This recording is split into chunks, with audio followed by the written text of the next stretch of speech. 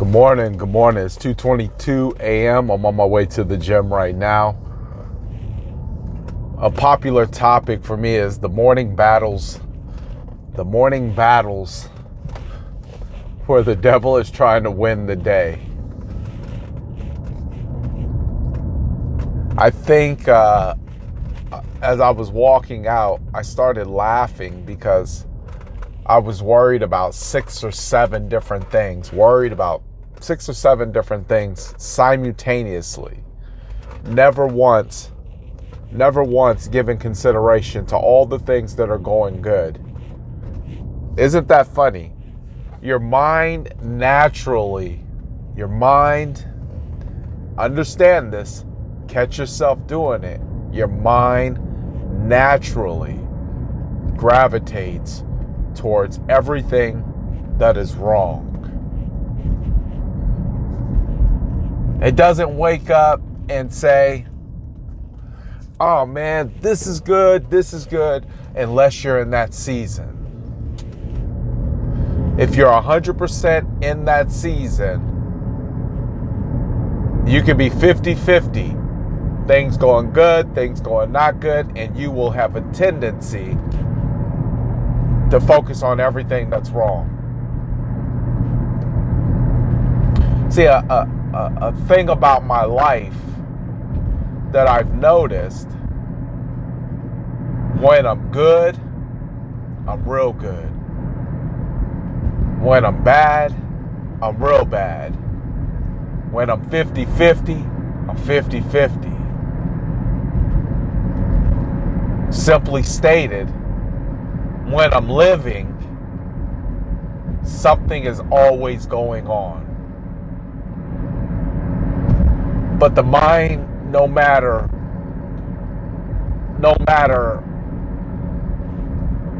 what the situation is, will gravitate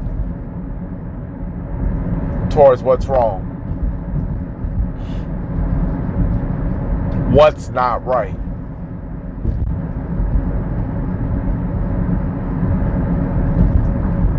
That's what the mind will do. And you have to have enough awareness, because I got to be honest, I think people will not be conscious of the fact that the negativity or the doubt about what the future holds for them, I don't think they're aware enough to combat that. To say, nah, I don't believe that. See, my mind came at me this morning, was talking to me again about some deals or some transactions. I'm thinking some deals and some transactions.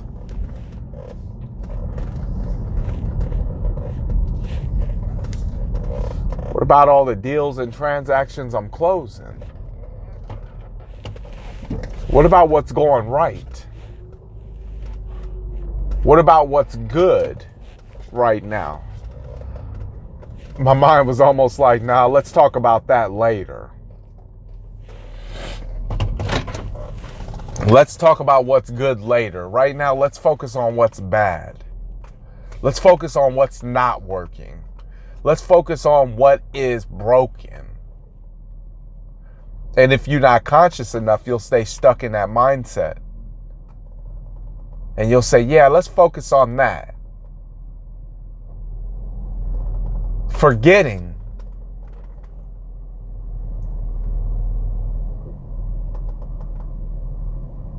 that God has already went ahead of you and worked it out. So how do you know that the bad things that are happening are not just simply a test to see if you're going to trust God? I wish I had like a little emoji that I could make, like the old cartoons, a little light bulb would pop over somebody's head like, oh, I got it. How do you know it's not a test? I think the biggest joke that I tell my wife is, it says, no matter how bad, because we were praying yesterday, and I said, I said it seemed like there's been times where we had no money, time when every single car that we had, for some reason or another, would break. Something crazy would happen. Or there'd be no food in the refrigerator. We're facing bankruptcy over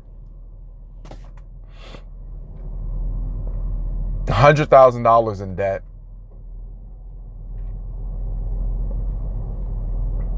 And I said it always managed to work out.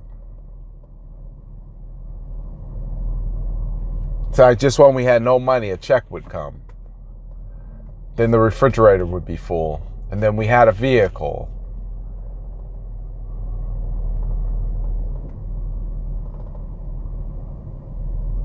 And it works out.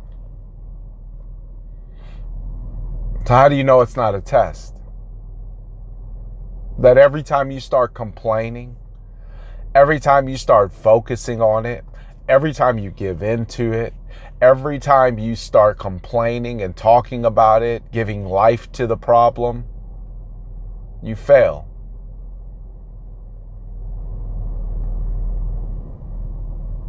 Maybe I fail sometimes, right? Versus saying, you know what? This problem will pass. We've seen worse. Thank God for what's going on that's good.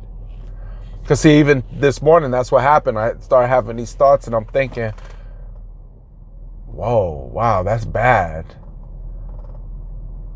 And then it took me a minute to gather my thoughts, say, hold on. You got your son's field trip today. Your kids are healthy. Got a beautiful house. You have money. You have your health.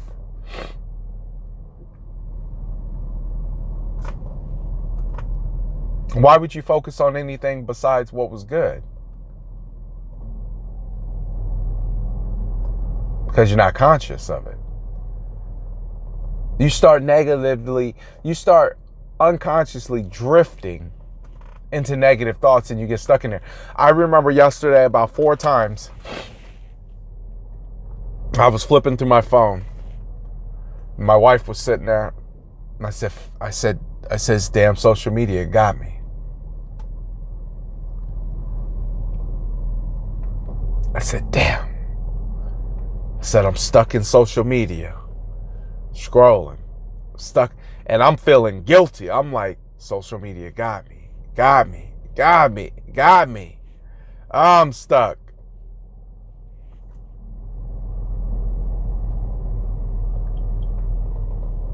Imagine if I wasn't conscious of the fact that I was stuck staring at other people's lives. It just kept scrolling. And that would have been reality. Because you're not scrolling consciously saying, I'm stuck in this thing and I don't know why because I have other things I need to do. But you're unconsciously scrolling through things and then you wonder why you come up with a different type of attitude or perspective because you done absorbed everybody else's life while you're scrolling.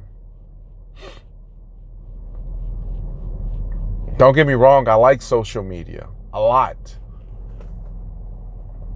But I like it for what I need it for. Not for what it can show me, but what it can do for me. It's a tool, it's a platform.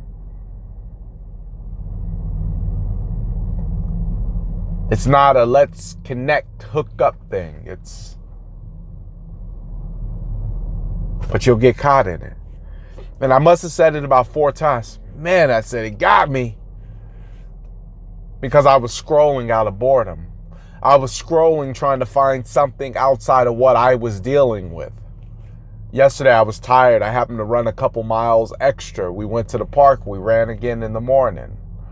I was a little tired. An accumulation of how things have been going. I was just a little tired. an accumulation of running away from the thoughts that are restraining my thinking. I was just a little tired.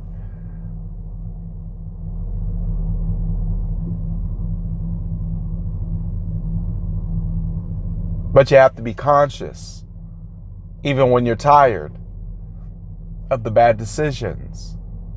You have to be conscious, even when you don't know it, of when things are coming at you. And then you have to be conscious to remind yourself that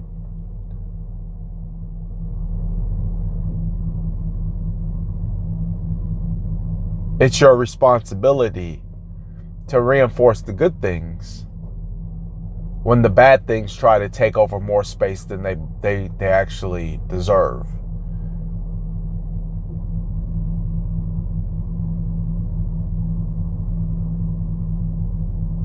And you can always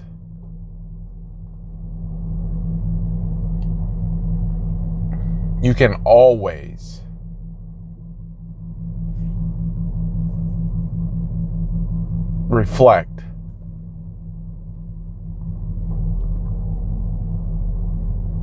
and bring yourself out of it.